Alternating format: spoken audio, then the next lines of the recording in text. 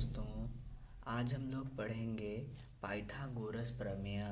और पाइथागोरस प्रमेय को बहुत आसानी से सिद्ध करना सीखेंगे। पाइथागोरस प्रमेय है किसी समकोण त्रिभुज में बड़ी भुजा का वर्ग अन्य दोनों भुजा के वर्गों के योग के बराबर होता है, उसे हम लोग पाइथागोरस प्रमेय कहते हैं। इसके लिए हम लोग एक चित्र बनाएंगे और इस बात को प्रूफ करेंगे कि उस चित्र में जो सबसे बड़ी भुजा होगी उस भुजा का वर्ग अन्य दोनों जो भुजाएं बचेंगी उनके वर्ग के योग के बराबर आता है या नहीं।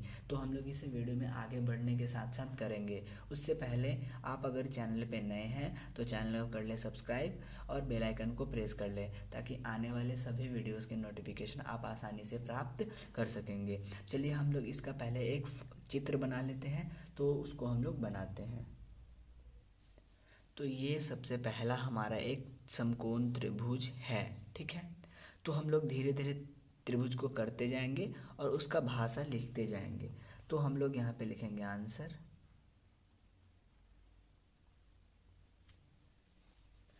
और लिखेंगे माना ए बी सी एक समकोण त्रिभुज है।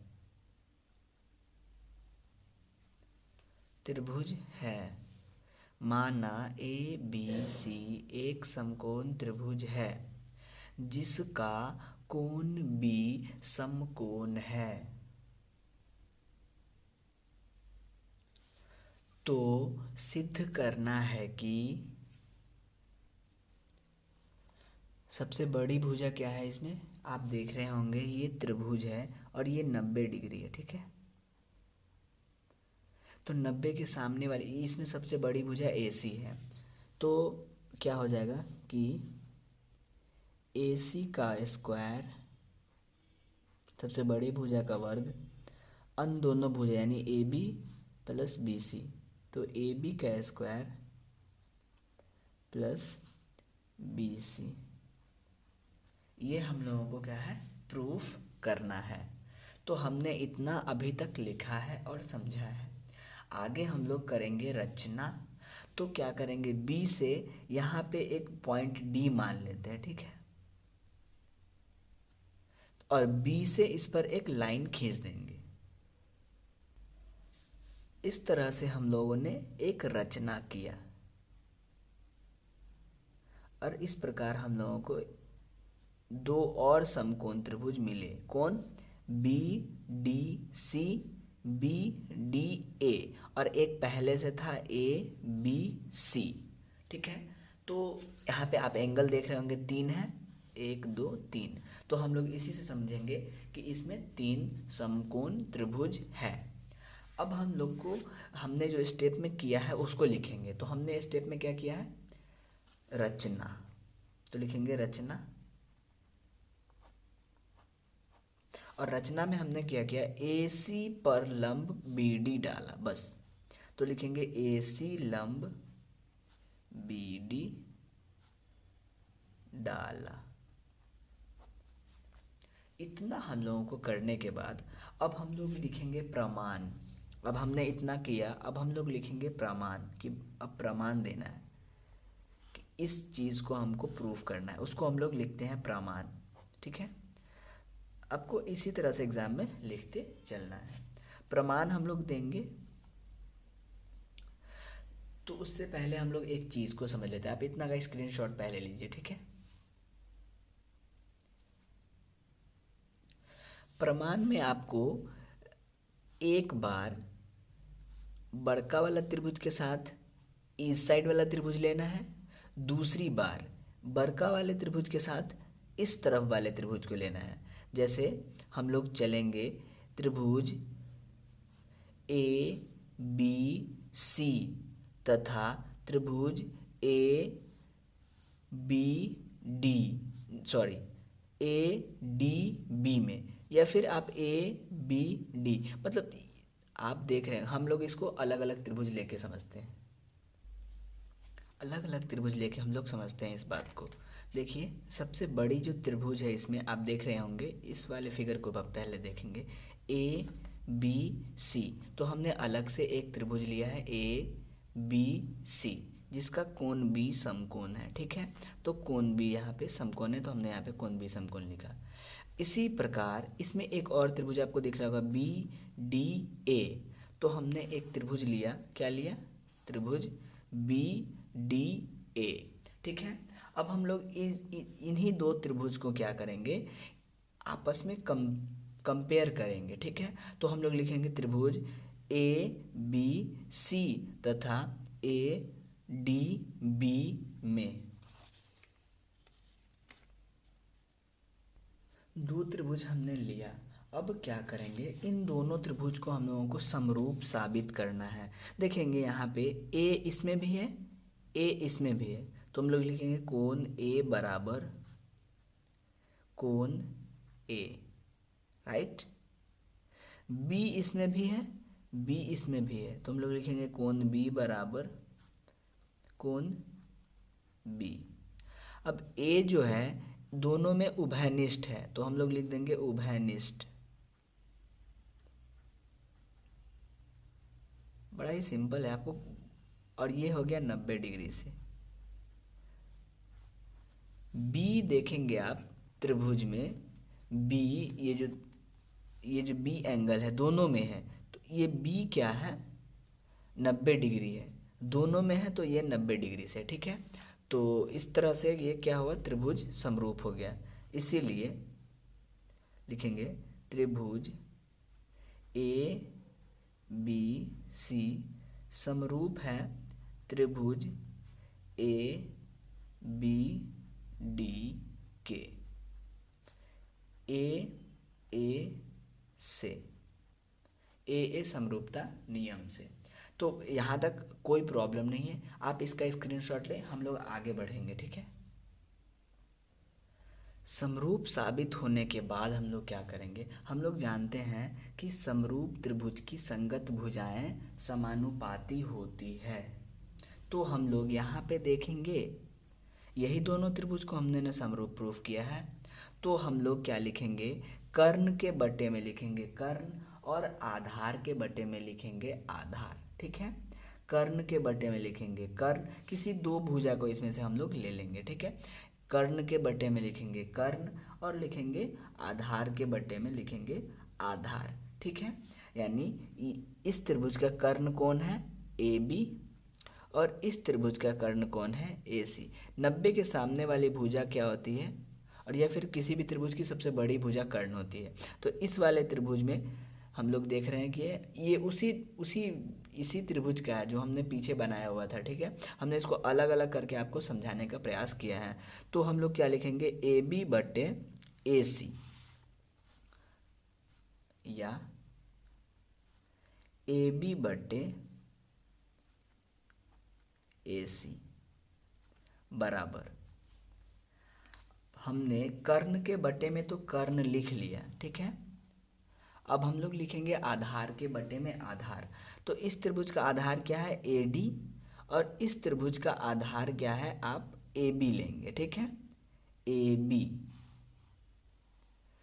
तो हम लोग अब लिखेंगे, क्या लिखेंगे, आधार लिखेंगे ए डी, और इस त्रिभुज का आधार लिखेंगे ए बी, ठीक है। तो हम लोग लिखते हैं ए डी बटे ए बी, ठीक है। यहाँ से हम लोग को फाइनल क्या मिलता है देखते हैं। संगत भुजाएं समानुपाती होती है, ए बी का ए बी के साथ गुना होगा तो ये हो जाएगा ए बी स्क्वायर बराबर ए सी गुने ए डी, क्रॉस गुना हमने किया। अब ठीक इसी प्रकार हम लोग उस त्रिभुज को फिर से चेक करेंगे। अब हम लोग चलेंगे इस त्रिभुज में, इन दोनों त्रिभुज में।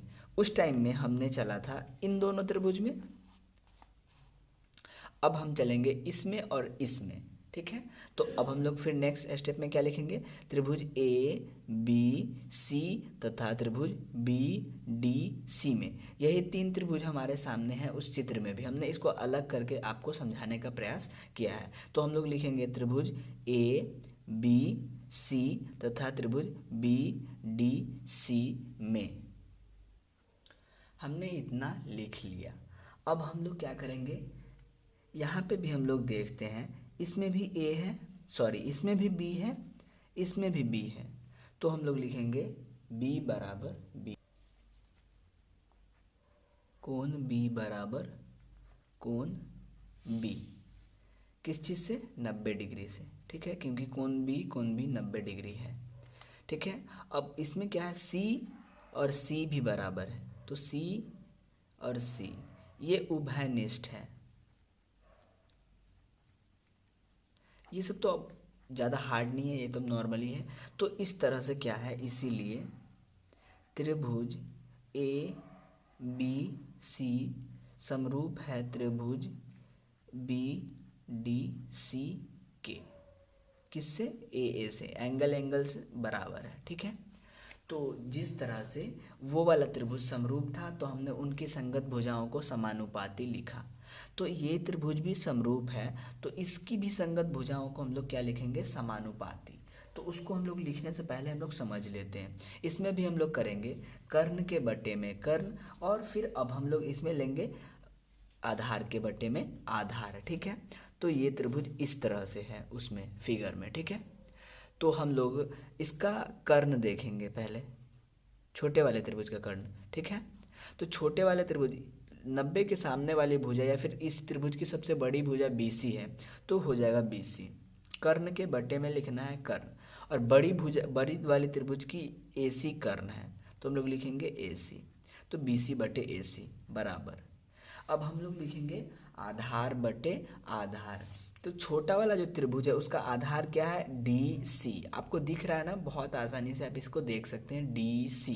तो ये हो जाएगा आपका DC बट्टे, अगर हम लोग एक बार आधार AB को लिए थे बड़े वाले त्रिभुज में, तो अब हम लोग एक बार आधार BC को लेंगे, ठीक है। एक बार हमने आधार AB को, इससे पहले हमने क्या लिया था, इसमें AB लिया था, ठीक है, AB आधार लिया था, ये देखेंगे आप, ठीक है। तो अब हम लोग क्या लेंगे, BC को आधार लेंगे, बड़े वाले त्रिभुज में BC को आधार लेंगे, तो हम लोग लिखेंगे BC, ठीक है। अब हम लोग लेने के बाद अब हम क्या करेंगे, आगे इन दोनों को क्रॉस गुना कर देंगे, ठीक है। क्रॉस गुना करेंगे तो B का BC के साथ गुना होगा BC का, तो BC स्क्वायर बराबर AC का DC के साथ गुना होगा, तो ये हो जाएगा AC गुने DC, और इसको हम लोग समीकरण 2 बना लेंगे, ठीक है। तो आप इसका स्क्रीनशॉट ले लीजिए, इतना का आप स्क्रीनशॉट ले लीजिए, ठीक है। अब हम लोग क्या करेंगे, इसी चीज़ को नेक्स्ट पेज पे समीकरण 1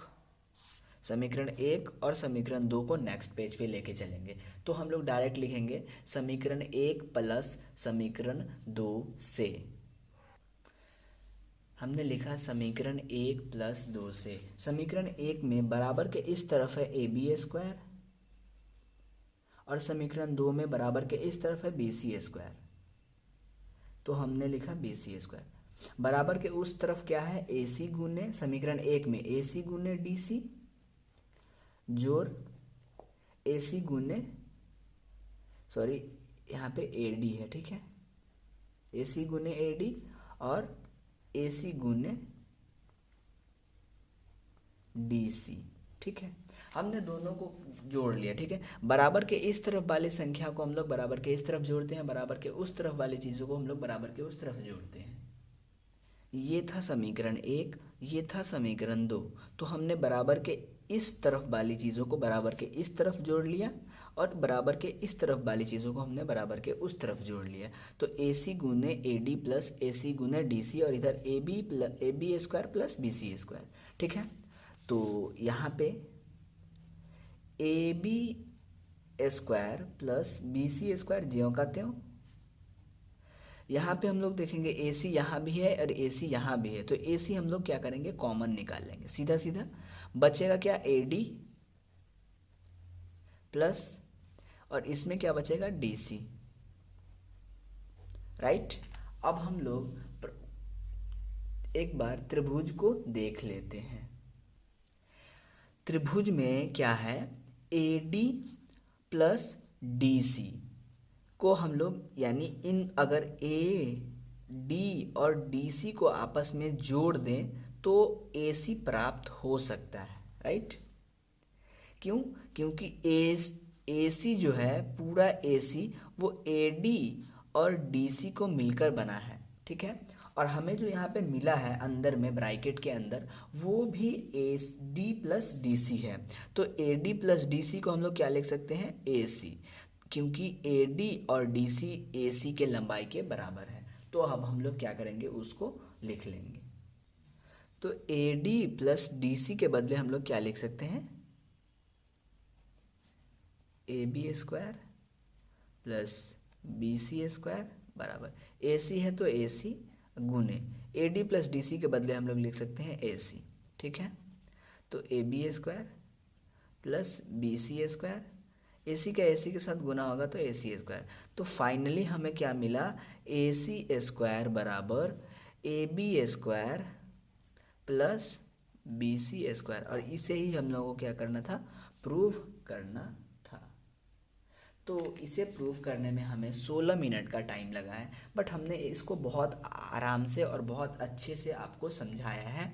तो अगर वीडियो पसंद आया हो तो वीडियो को ज़रूर से लाइक करें, और चैनल पे नए हैं तो चैनल को कर लें सब्सक्राइब, और आप जगह जगह पे रोक रोक के स्क्रीनशॉट ज़रूर से ले लें, ठीक है। मिलते हैं अगले वीडियो में, तब तक के लिए धन्यवाद।